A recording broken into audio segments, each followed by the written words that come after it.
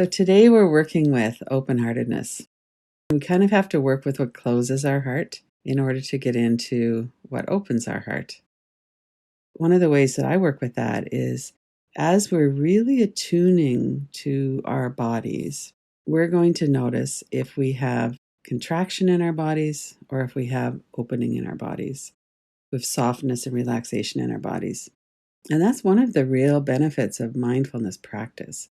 We get to know ourselves on a somatic level, on our body level.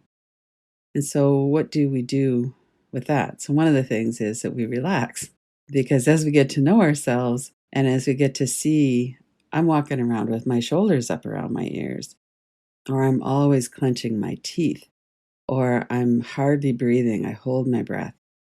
As we're doing the somatic practices, which is just a fancy way to say that we're noticing what's in our bodies, then we really have the opportunity to relax and to breathe more deeply. So that's a very healthy result of being mindful of what's going on. But the other thing that it gives us an opportunity to do is to watch our thoughts. And so as we're watching our thoughts, one of the things we're going to notice is, am I feeling irritated? Am I grumbling? Am I jealous? Am I open-hearted? Am I closed-hearted? And so the combination of watching our thoughts, noticing our breath, and watching the tightening of our body or the softening of our body is very helpful. Why don't we just do this little practice? I'm going to drop in some inquiry sentences and just notice what happens. So it's a given that all of us want to be more open-hearted. All of us want to live with more resilience and strength, and all of us want to be filled with light and joy and relaxed in our body. So that's a given. And all of us have had that experience of being really relaxed and being authentic. So that's another part of this, is that in order to be really attuned with ourselves, it has to be safe for us to really show up as who we are. And in order for us to be, good-hearted towards someone else, we want to be able to be good-hearted with ourselves as well. One of the things that we know from experience is we're really hard on ourselves, a lot harder on ourselves than we are on other people. That gives us some insight into what's going on and what are some of the things that kind of close us down. We always have a lot of opportunities to check our open-heartedness and check the relaxation in our body. But just as we get started, notice your physical body, notice your breath. Take a few really deep breaths if that feels comfortable. And as you breathe out, let your whole body relax. And if you were to say to yourself, I'm completely open-hearted right now. I don't have to protect myself from anything or anybody. I'm feeling completely grounded and steady and safe. And then notice what your response is to that. Most likely, there's some kind of, well, that's not completely true. Maybe it is. So that's wonderful if it is. Just notice that for a moment.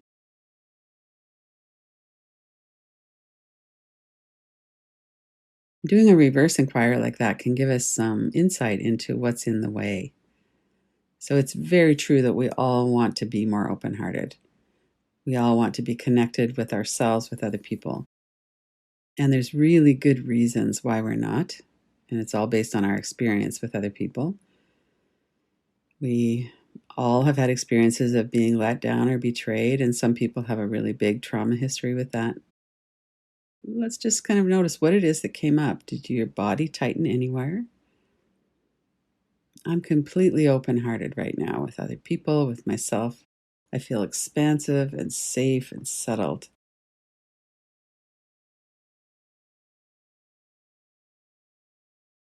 So now let's look into what would have to change in the outside world for you to feel safe and settled and steady, open-hearted. And in this kind of a mindfulness practice, we're really just looking to see what's here. There's not a right or wrong answer in particular. What would have to change? And as you're looking at that, notice what effect that has on your body. So if you were to look at a particular circumstance, well, that person who's been bullying me at work would have to stop, or I'd have to get a different job. That might be one thing. It might be something a little bit less personal, like all of the people that are doing this, that are not getting vaccinated, are a threat to me. So it's hard for me to feel open hearted towards them. There's so many different things that could come up. But as you're looking at them, keep your awareness really settled in your body. Notice your feet, your seat. What would have to change in the external world for you to feel settled and open hearted and relaxed? And as you're doing that, relax your body. Let your shoulders release. If you're clenching your teeth, put a bit of space between your upper and lower jaw. Roll your jaw around a little bit. Soften your belly. There are some things that would have to change. There are some things that shut us down, and we're not at all saying they're right or wrong or anything else. All we're doing is just looking. What is it that would have to change in the outside world for me to feel more open hearted?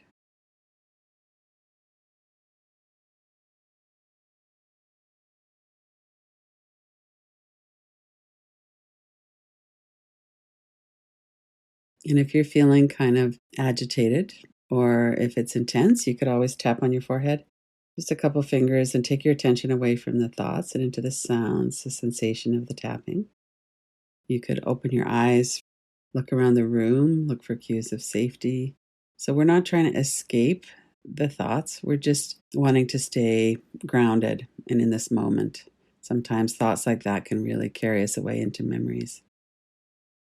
When we're being treated with disregard or contempt or something, it's very, very difficult to stay open-hearted. And I don't in any way mean to say that we should be open-hearted and forgiving and connected with people who hurt us or people who are abusive to us. That's not at all the right response. We don't have a right response in this. We're really just looking.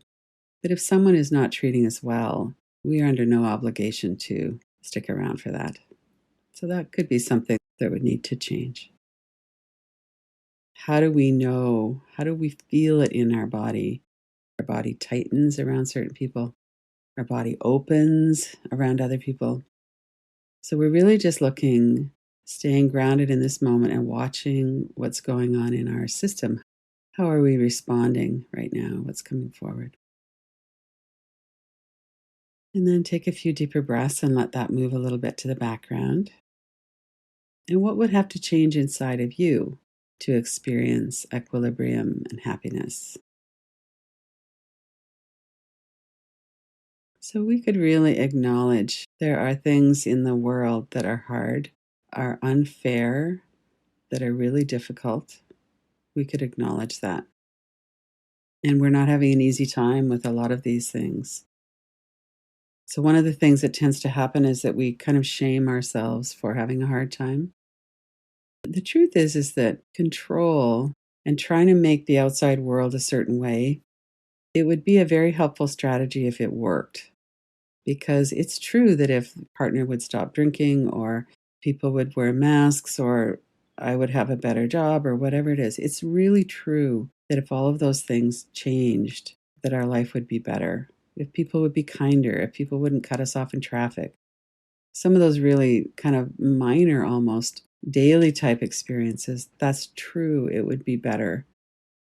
And yet, one of the things that we know is that wanting things to be perfect, ourselves included, or wanting other people to behave a certain way is a trauma response. It's a strategy to try and help make our world a safer place to be. And it's also true that we can't control that. So, what would have to change? So, what is it that we could look at inside? If there's something that's really clear, it's this person, it's my reaction to this situation, how could I let go of what I need other people or the outside situation to be? What would help for me to soften that? Sometimes we have to let go of relationships, or we have to move in them in a different way. Sometimes with relationships too, we have people who trigger our core deficiency beliefs. And so when we look at why am I so disturbed about something, it might be that they make me feel unlovable or unworthy or that I don't feel respected around them. It's true that some people have contempt for us. And if that's the situation, we might have a different a strategy or approach from someone who's like really in freeze or depressed and who just can't be there for us. Or someone who's in a big fight response might be understandable, especially given what's going on right now in the world. But it also might be someone that we need to set some boundaries around. That's harder for us to be with them. Having realistic expectations is so important. This whole question of letting people be as they are is such an easy thing to say and it's such a hard thing to do because we need other people. We need them to be reliable and safe and kind and connected. Dr. Stephen Porges talks about safety as the absence of threat plus a feeling of connection. So we can talk about connecting with ourselves, but we're also human beings are meant to connect with each other. So, how could I just work with that for a minute, just to come inside again? Take a few deep breaths, clear your mind again. And what could I let go of? What expectations could I let go of?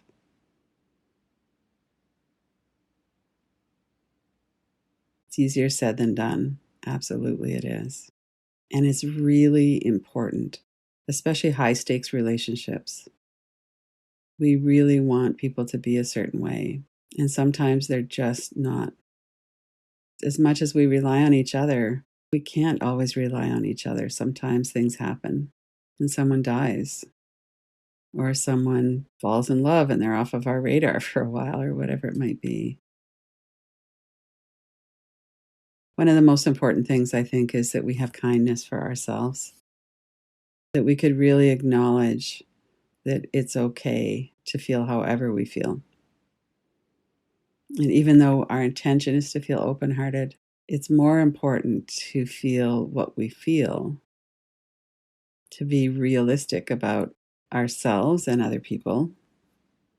What is it I really feel about this? And sometimes we have to make a change. Sometimes we're out of alignment or a relationship isn't healthy for us and we have to make a change. And other times we can, or in addition to making a change, we can really stay present with what's going on in my body right now. Am I opening? Am I closing? And as you breathe and relax your body a little bit, come back to that first inquiry statement, which is a reverse inquiry. I'm completely open hearted right now.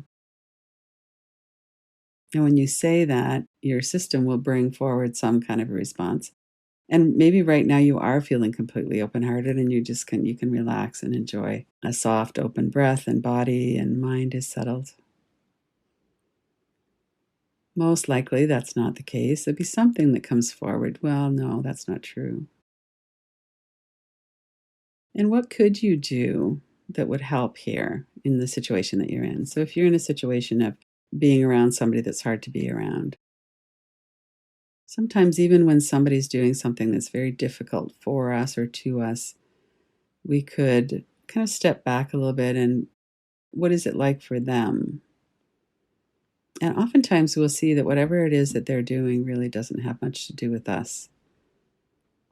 We might be the target of something, but really it's their own trauma history or their own personality, their own opinion of us. Sometimes, people might think that we're kind of flaky, for instance, in believing all of this stuff about the energy in the body and all of that.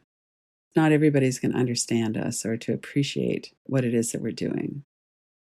And so how could we be more self-directed in ourselves and a little bit more solid around this is good for me and I'm fine with it and I don't need other people's approval. That can be a really big thing to work with as well. Sometimes we get angry or disappointed in people when they don't approve of what we're doing. And that's completely normal. Of course we do. We love it when people validate our own experience and agree with us. And the steadier we are inside, the more we know ourselves and we know how to relax our shoulders, take some breaths, the easier it is for us to maintain our own integrity. So when we've done a lot of this inner work, and then right now, especially, a lot of us are moving back out into more interaction, more social interaction, maybe at work or in different places, more in person interaction.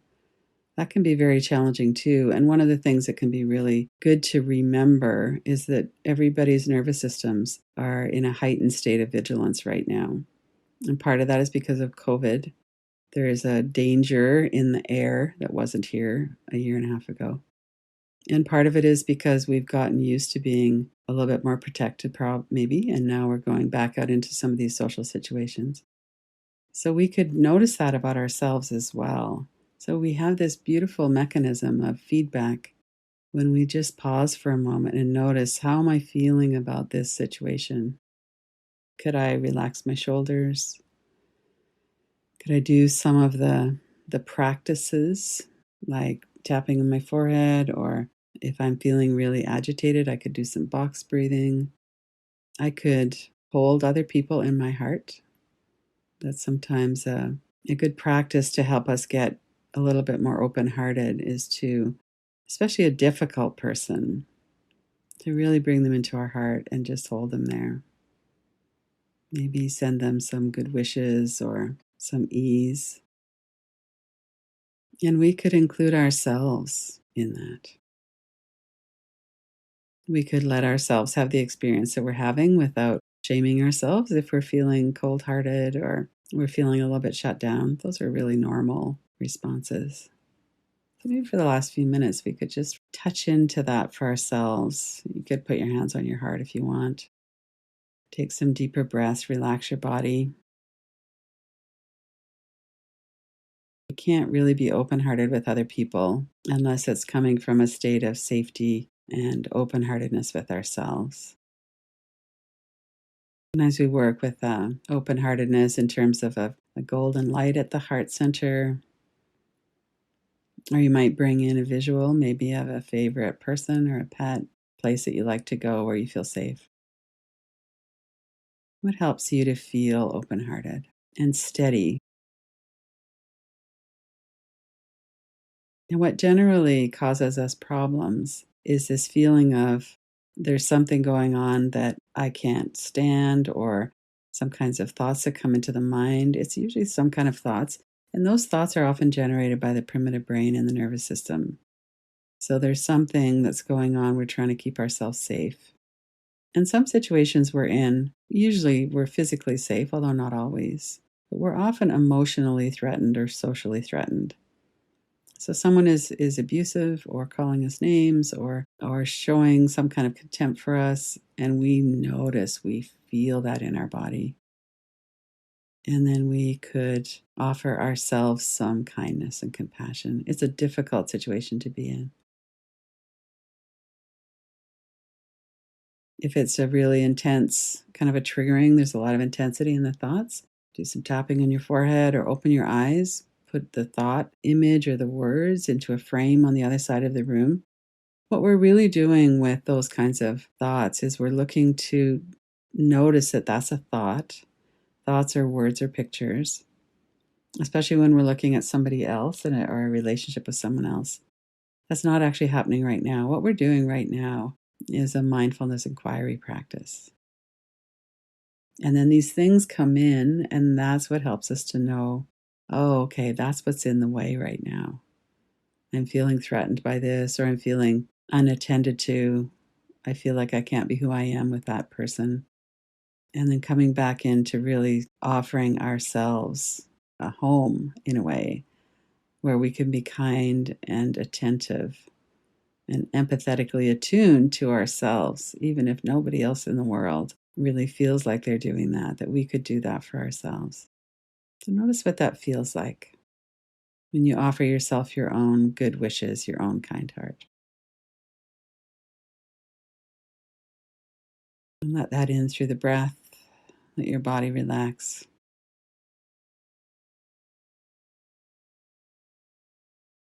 And when we can't be who we really are with somebody, that's one of the things that closes our hearts. We feel threatened. at least we could be who we are with ourselves. We could get to know ourselves in this way. And we could notice, oh, when I'm in that situation or around that person, here go the shoulders up around my ears again. I hold my breath. And then I notice. And I come back, and there's no particular right or wrong that says we have to do a certain thing if we notice something. We can't do anything if we don't notice what's going on. So, using this somatic mindfulness, what's happening in my body, what's my response, helps us to know and be clear this is what actually is going on.